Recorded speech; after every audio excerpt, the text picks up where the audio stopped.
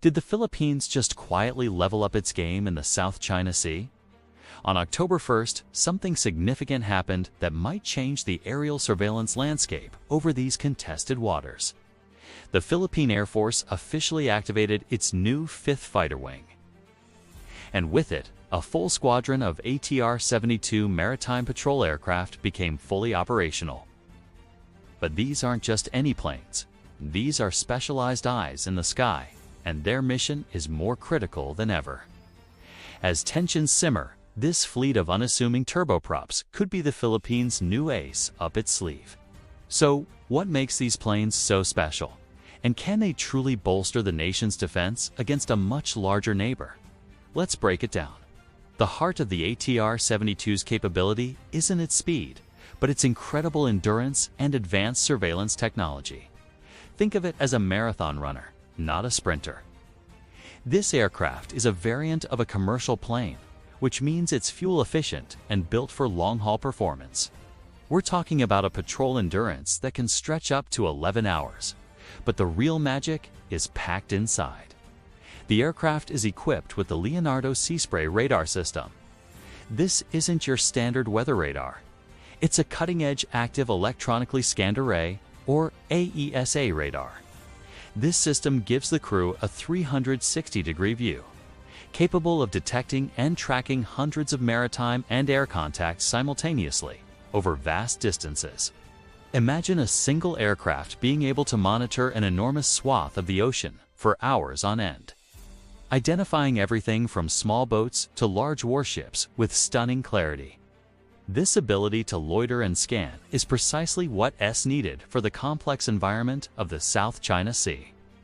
It's not just about seeing a ship. It's about understanding the entire maritime picture in real time, which is a massive leap in situational awareness for the Philippine Armed Forces.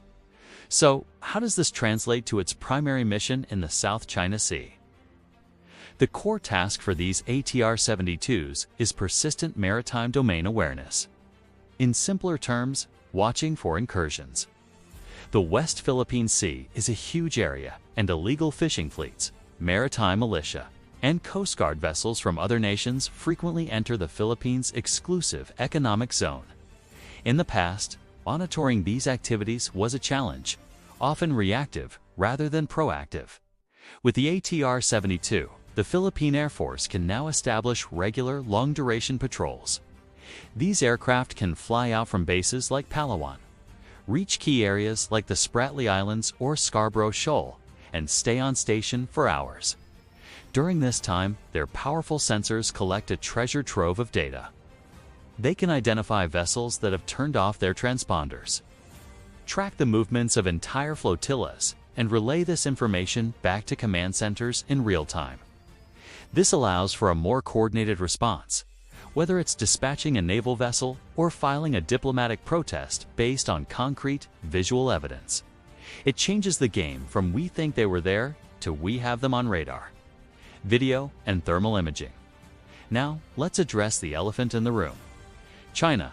Can a fleet of turboprop patrol planes really act as a deterrent?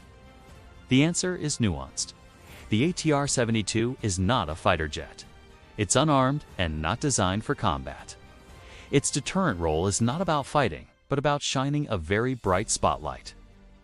Think of it as a high-tech neighborhood watch. The presence of these aircraft signals that the Philippines is actively and capably monitoring its sovereign territory. By consistently tracking and documenting the activities of foreign vessels, particularly the Chinese maritime militia, the Philippines can expose gray zone tactics to the international community. This transparency makes it harder for coercive actions to go unnoticed or be denied. It raises the political cost for any aggression.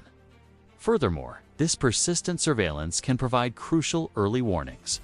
If a large fleet is massing or making a move towards a Philippine-held feature, the ATR-72 can detect it far earlier, giving the armed forces of the Philippines more time to prepare, reposition assets, and alert allies.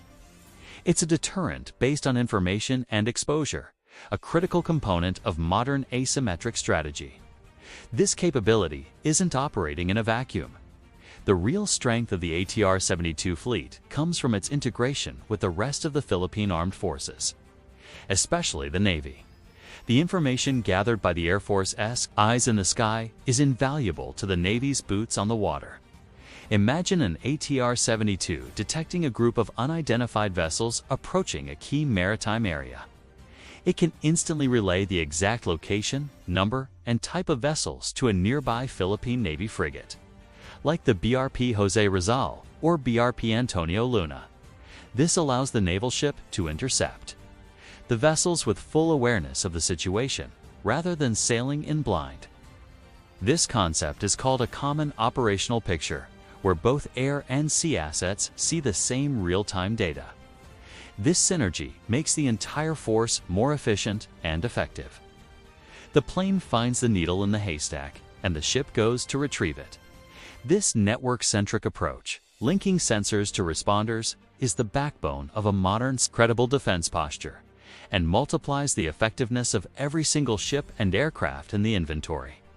So, just how much of the sky can these planes cover? Let's look at some potential coverage zones. Operating from bases in Luzon or Palawan, the ATR-72's operational radius allows it to effectively monitor the entirety of the Philippines, its exclusive economic zone in the West Philippine Sea. A single flight can cover a massive area. For example, a mission flown from Palawan can easily reach and loiter over areas like Reed Bank, Mischief, Reef, and Scarborough Shoal, all hotspots of activity. By setting up overlapping patrol patterns, a small number of aircraft can maintain a near-constant watch over the most critical sea lanes and disputed features. This creates a virtual air coverage shield. It means that very little can move in these waters without the Philippine Air Force knowing about it.